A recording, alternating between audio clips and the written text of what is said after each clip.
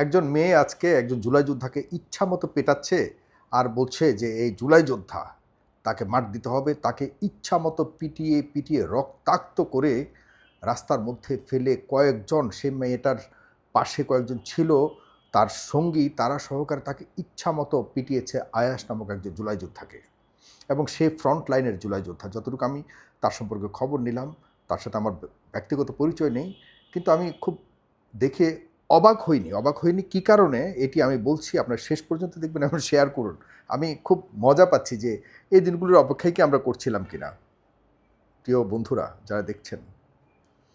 মানে একজন জুলাই যোদ্ধাকে একজন নারী সহকারে তার সঙ্গী সাথীরা মিলে জুলাই যোদ্ধাকে পিটিয়ে যে মজাটা নিচ্ছিল, এই বাস্তবতা ইগনোর করতে পারবেন? এই লজ্জা এবং এই মানে কি বলবো, এতটা অপমান নেয়ার মাত্র ৫ মাস হলো বর্তমান নতুন সরকারের, আর জুলাইয়ের ২ বছর হলো। এখনো পর্যন্ত জুলাই যে প্রত্যাশার যে বাংলাদেশ, জুলাই যে কারণে ঘটেছিল জুলাই ২৪ পরিবর্তনের জন্য, তার কিছুই আমরা দেখিনি। বরং যা দেখলাম আজকে ৪ আগস্ট ২০২৬, মানে হলো বরাবর ২ বছর পর আমরা জুলাইয়ের সেই স্মৃতি এখনো পর্যন্ত আমাদেরকে দৌড়াচ্ছে। আজকে সেই ২৪ জুলাইয়ের ৪ আগস্ট, যেদিন শেখ হাসিনা যাবার আগের দিন, আজকের এই দিনে সারা বাংলাদেশের মানুষ মানে জুলাইতে নিজেদের জীবন দেওয়ার জন্য পণ করছে। মানে কালকে ২৪ জুলাইয়ের ৪ আগস্ট সিদ্ধান্ত নিচ্ছে যে আমি আমার সন্তানকে পাঠাবো রাজপথে, আমি আমার ভাইকে পাঠাবো, বাবা মা মেয়ে ছেলে থেকে শুরু করে সবাই পরিবারের সিদ্ধান্ত নিয়েছে আমাদের জীবনকে আমরা গুলির সামনে বিছিয়ে দেব, তবু আমরা ২৪ পরিবর্তন বাংলাদেশের জন্য আনবই।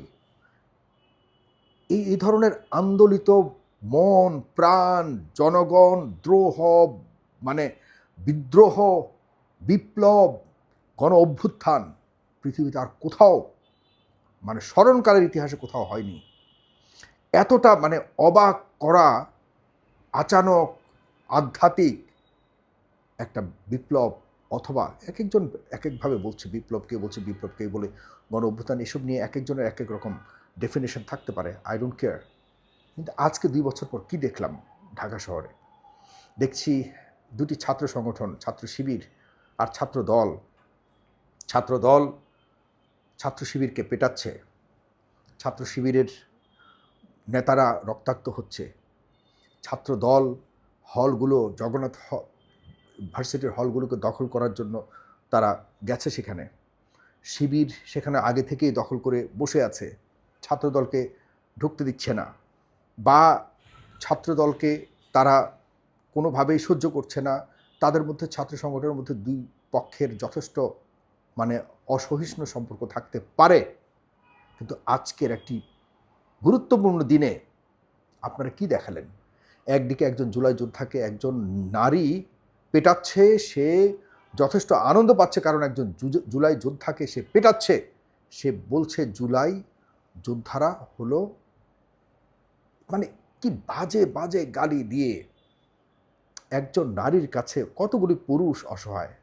এখানে আমরা অনেকে বলি আমাদের দেশের নারীদের কোনো মূল্য নাই, না, একজন নারী একটা পুরুষকে কিভাবে প্রকাশ্যে রাস্তার মধ্যে ফেলে পিটাচ্ছে, তারপর আশপাশে কতগুলো পুরুষ তাকিয়ে তাকিয়ে দেখেছে, নারীও ছিল, কিন্তু কেউই ওই নারীকে ধরতে যায়নি, কারণ ওই নারীকে ধরতে গেলে অনেকে মনে করে নারীর গায়ে হাত তুললো। ডেফিনেটলি আমিও এটাকে কোনোভাবেই সমর্থন করি না, কিন্তু এইভাবে জুলাইকে, একটা নারী জুলাই যোদ্ধাকে বা জুলাইকে অপমান করবার জন্য ইচ্ছাকৃতভাবে যখন মানে প্রকাশ্যে জনগণের সামনে জুলাইকে খাটো করবার জন্য উদ্দেশ্যমূলকভাবে তার সাঙ্গ পাঙ্গ নিয়ে অত্যাচার করবে, আক্রমণ করবে, তখন আর সে নারী থাকে না, সে অবশ্যই একজন সন্ত্রাস, এবং জুলাইকে অপমান করবার জন্য ইচ্ছাকৃতভাবে পরিকল্পিতভাবে জুলাই যোদ্ধার উপরে এভাবে হামলে পড়েছিল।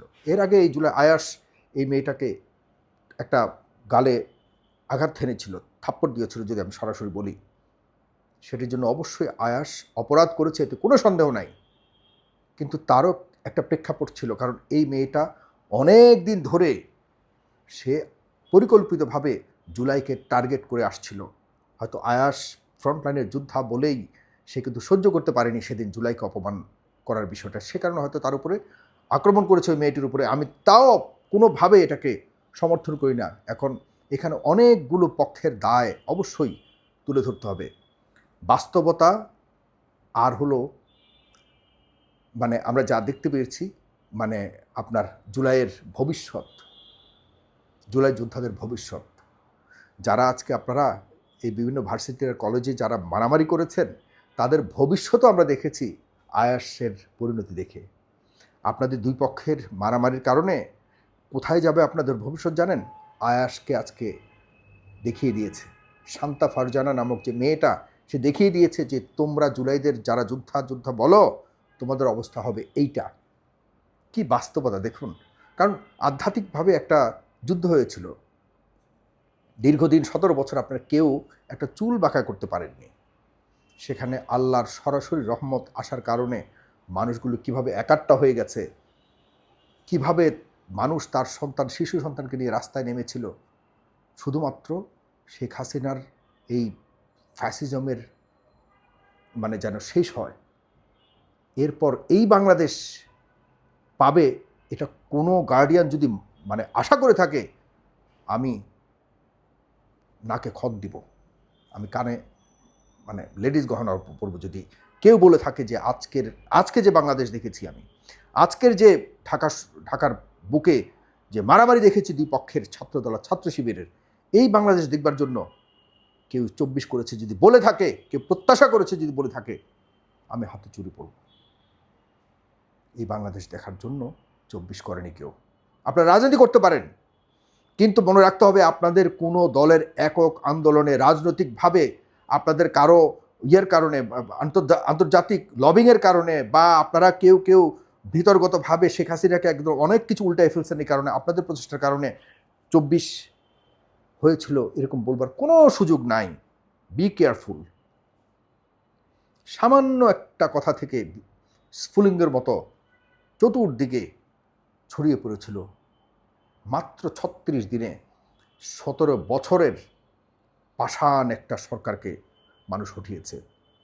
দল মত নির্বিশেষে আনন্দের সাথে বুক পেতে দিয়েছে বন্দুকের সামনে।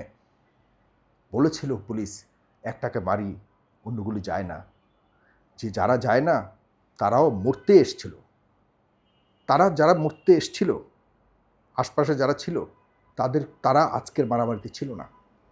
মারামারিতে ছিলেন কারা জানেন? যারা এখন ক্ষমতার লোভে এখন আপনার অন্ধ হয়ে গেছেন।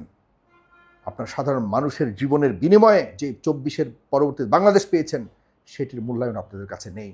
আপনাদের এই পরিণতি আরও খারাপ পরিণতি। আজকে আয়াস একদিকে, দুটা ভার্সন দেখেছি, এক হলো জুলাইয়ের বর্তমান বাস্তবতা, দুই পক্ষের মারামারি, এক পক্ষ আরেক পক্ষে মারছেন, রক্তাক্ত করছেন, যা আমরা গত 17 বছর দেখে একজন বিস্ফোরণ ঘটেছিল 24-এ।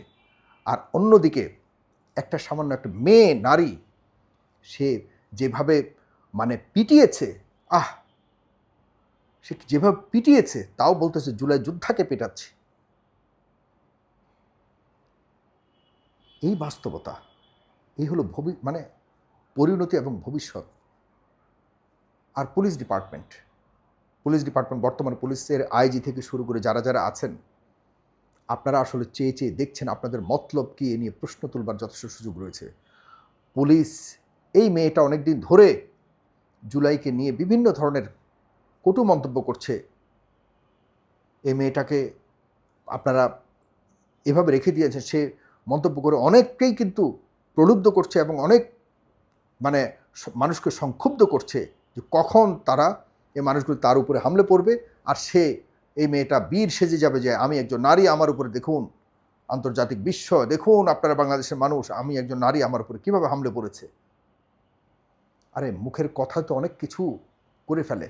এই মেয়েটা এত বার জুলাইকে অপমাননা করছে, আর পুলিশ বা আমাদের প্রশাসন যারা সম্পৃক্ত আইনশৃঙ্খলা রক্ষা করার জন্য, তারা চেয়ে দেখেছে। কারণ তারাও চাইছে যে আজকের মতো এরকম একটা ঘটনা ঘটুক, পুলিশ এই দায় থেকে কোনোভাবে মুক্ত। বর্তমান পুলিশের অবস্থা সবচেয়ে নাজুক এবং শোচনীয় অবস্থা। পুলিশের শীর্ষ পর্যায় থেকে শুরু করে সব জায়গায় পরিবর্তন অতি নিকটে, অতি মানে দ্রুত করতে হবে। বর্তমান পুলিশের মানে শীর্ষ পর্যায় থেকে শুরু করে গুরুত্বপূর্ণ পর্যায়ে যারা শীর্ষে বসে আছে, এরা কেউই কোনো কাজের না। কোনো রকম গা বাঁচিয়ে, কোনো রকম দীর্ঘদিন বঞ্চিত বলে বলে বলে বলে এরা এখন দেখা যাচ্ছে কোনো রকম মজা নিচ্ছে। এই দায়ভার আপনাদের নিতে হবে পুলিশকে। প্রতিনিয়ত এই ধরনের ঘটনা ঘটছে আর পুলিশ বসে আছে। মারটার খাওয়ার পর যখন একটা বিশাল একটা দুর্ঘটনা ঘটে গেল, তখন গিয়ে মেয়েটাকে বা মেয়ের সাঙ্গপাঙ্গকে আপনারা গ্রেপ্তার করতে গেছেন। কেন এর আগে আপনারা যান নাই? কেন এইসব বিষয়ে আপনারা ব্যবস্থা নেননি? ফাজলামির সীমা থাকা উচিত।